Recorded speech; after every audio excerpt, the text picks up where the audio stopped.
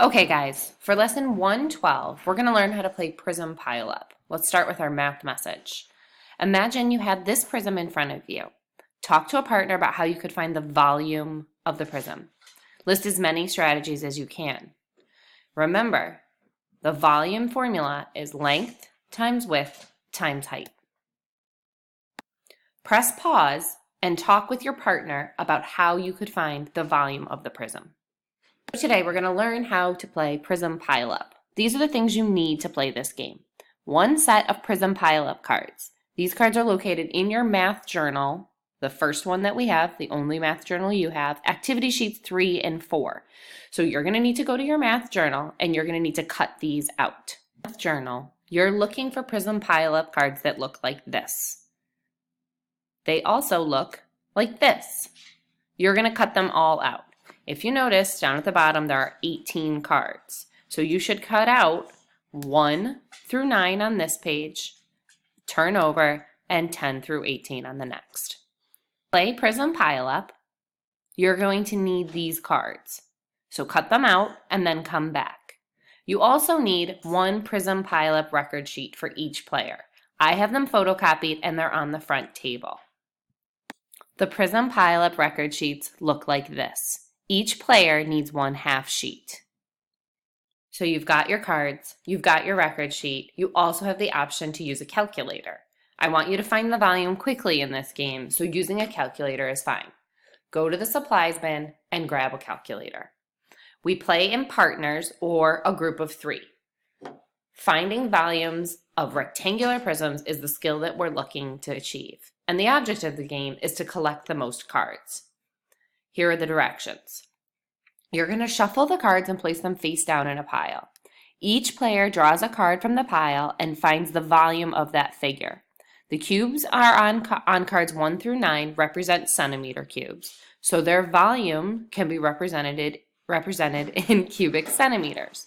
Players may use a calculator again.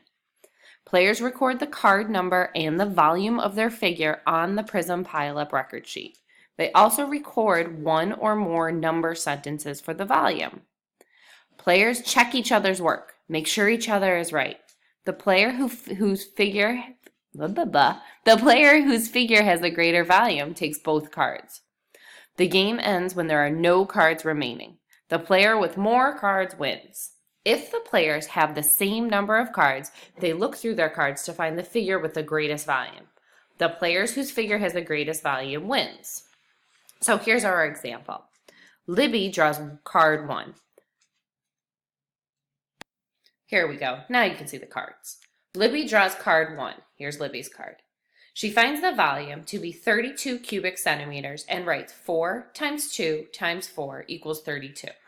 She figures this out by counting these cubes, 2, 3, 4, 1, 2, 3, 4, and then counting them all out.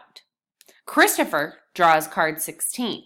He calculates the volume to be 76 cubic centimeters and writes these number sentences. Remember when we add the 2 cubes together to get the unusual volume? 2 times 4 times 2 equals 16. And 3 times 4 times 5 equals 60.